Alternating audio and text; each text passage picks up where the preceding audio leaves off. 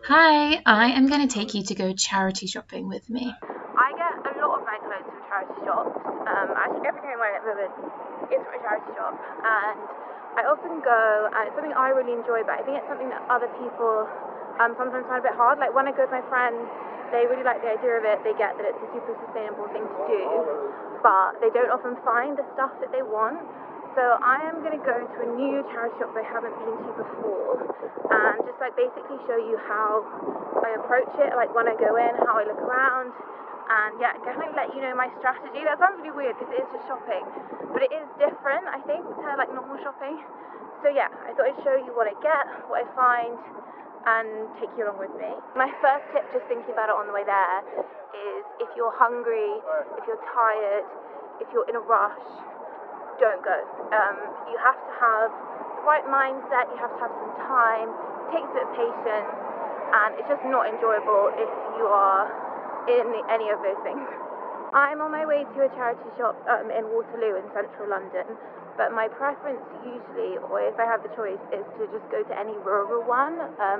The prices are a lot lower outside of London, obviously, and I think that just the selection is often more interesting outside of bigger areas, so that's always a good tip too if you're travelling in the UK, visiting someone. If I'm visiting my parents, I'll always try the charity shop there. Before I get there, I don't have anything specific on my agenda of what I want to get, because I think just statistically it's unlikely that they're going to have a very specific item. So if I wanted like a black dress with long sleeves in a size 12, I would go straight to Depop or Vintage just because you can type that straight into the search bar. Whereas when I'm going in person, I'm always just basically going to be just to see what catches my eye.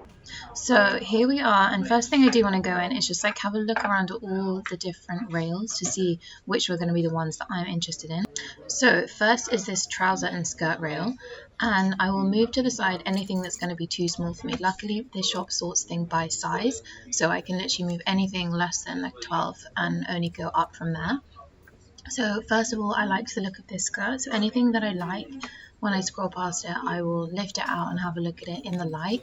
I like this one, so I put it over my arm and I'm going to try that on later. And then I'll literally scroll through every single other item in the rail to see if anything catches my eye. Maybe it's the colour, the fabric, the fit. Yeah, anything that I like the look of. This skirt was cute. I liked it. I think it was the fabric really that jumped out at me here, but when I pulled it out, I actually really liked the shape of it as well. So I'll go through the rail until I get to about 2 sizes above my size, and then I'll stop just because altering that to get smaller is just a bit more effort. But as we know, women's sizing is such a circus, so sometimes the labeling will be something you think will fit you and it doesn't, or vice versa. So it's worth trying stuff on anyway, I would say.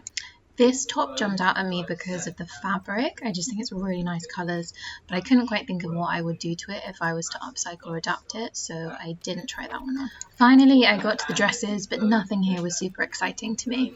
As I go around the shop, I'll put anything that I'm going to try on over my arm. I never buy anything from any shop without trying it on. I know some people are a bit more confident with their sizing, but I'm just never sure if something's going to fit me, and I just feel much better if I've tried it. On my way over to the changing room, I had a quick glance at the accessories. I really like these sunglasses. They're only £1, but then having put them on, I think they're a bit small for my face. I am such a magpie for the jewellery. I'll definitely go through all of that. I think this is where you find the most interesting pieces. They're always super unique. You wouldn't find them anywhere else and often really good value. So now on to the changing room. I tried on both of the skirts that I picked up, but unfortunately they were both too small, which is really annoying because I did like the fabrics. But I really like this running top, and I've been looking for something like this for a while, so I think I'm going to get that. On my way back out, I saw this belt, which I thought was so cool. I tried it on over what I was wearing, and I really liked it. Next, I stopped off at the shoes, and I won't try anything on before I've looked at the size. I have actually got some really great shoes from charity shops recently. These caught my eye just because I basically like anything sparkly, and I like the block heel, but unfortunately they're pretty uncomfortable, and I wasn't actually going to wear them, I think, because of that. And then I passed the men's shoes on my way out, and saw these little bros that I thought was so cute. Really nicely made. They're real leather, but then they were actually 2 sizes too small for me, but definitely worth a look. Success! I decided actually against the orange top last minute because I thought I might want like a slightly stretchier fabric to run in, but super happy with this belt.